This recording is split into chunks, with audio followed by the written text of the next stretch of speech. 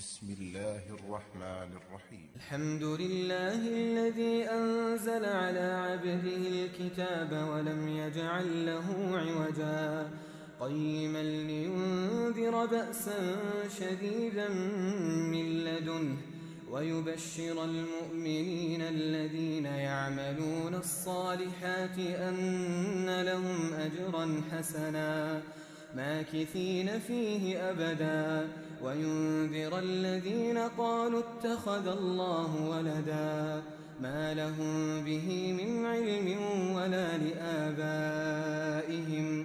كبرت كلمة تخرج من أفواههم إن يقولون إلا كذبا فلعلك باخع نفسك على آثارهم إن لم يؤمنوا بهذا الحديث أسفا.